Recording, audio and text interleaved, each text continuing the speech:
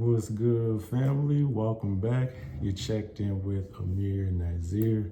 Before we get started with today's video, family, as always, I wish you all inner wealth, which we know is the overall state of our holistic health, family.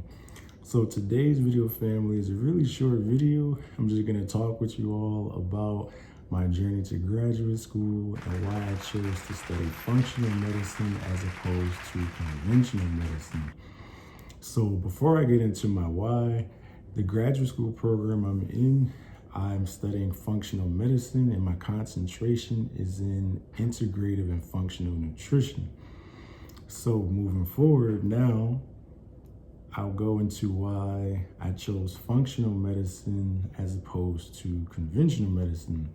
So in simple terms, functional medicine, family, is a systems biology-based approach that seeks to analyze the root cause of an individual's symptoms or diseases, all right? So it's also referred to as root cause medicine. And within this systems-based biology approach, it's a holistic method of studying biological systems by analyzing the components within the system and how they all interact and function together as a whole.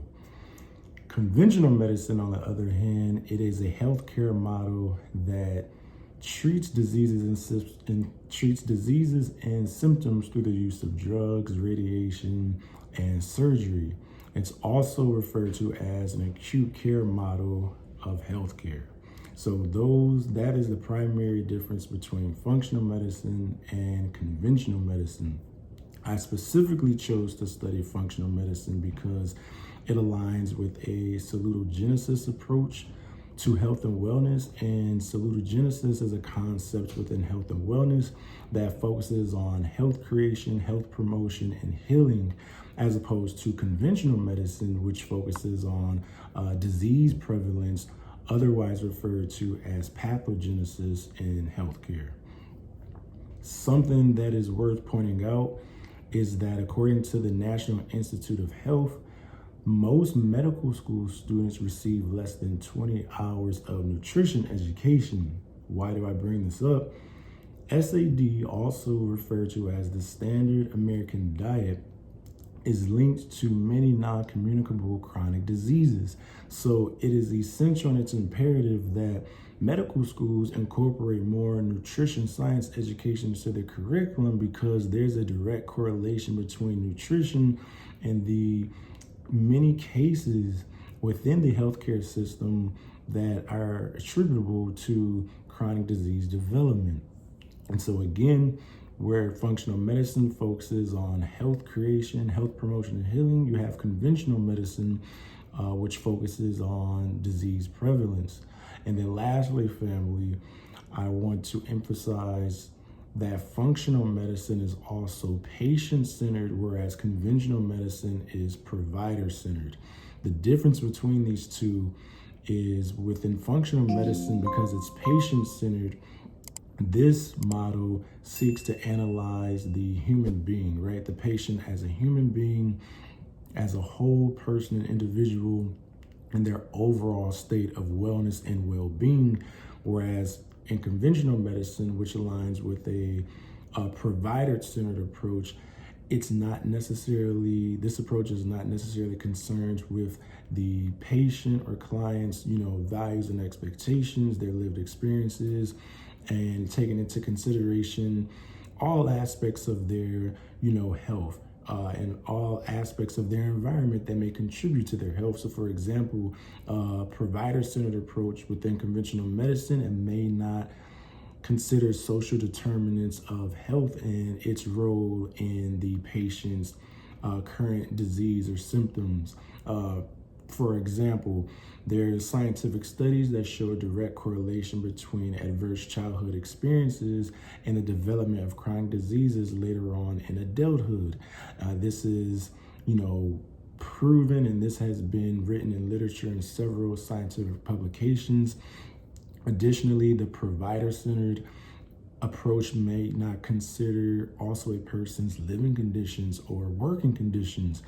And this, for example, an individual who lives in an environment that is exposed to harmful chemicals have a greater susceptibility to an intake and inhale of toxins, right? So now they have a risk to develop, toxic, right? Or excuse me, they have a risk in developing toxicity within their body. And again, where the patient-centered approach aligned with functional medicine, it considers all of these different aspects of the patient's health and wellness.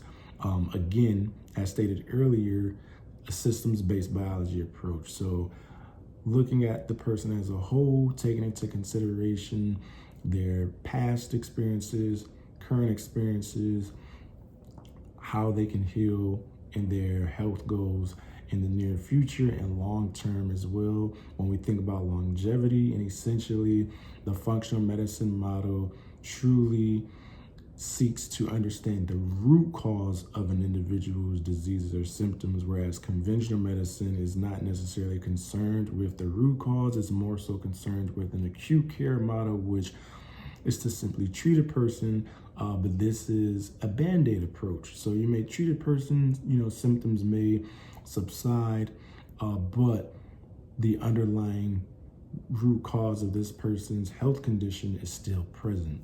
So again, family, that is essentially why I chose to study functional medicine as opposed to conventional medicine, because it aligns more with my own personal philosophy with regards to our holistic health and wellness and our pursuit of optimal health. And I'm a firm advocate that we must look at ourselves, as a whole. And then, of course, as practitioners, when we're working with other individuals and even maybe groups, it's important to understand the entire person, understand the whole person and the different aspects of their life and different components of their health and systems that align with the overall state of their current well-being and wellness. All right. So again, family, just wanted to share with you all why I chose to study functional medicine as opposed to conventional medicine. And again, I look forward to seeing you all in the next video. But before we go, as always, family, I wish you all inner wealth, which we know is the overall state of our holistic health family. Peace.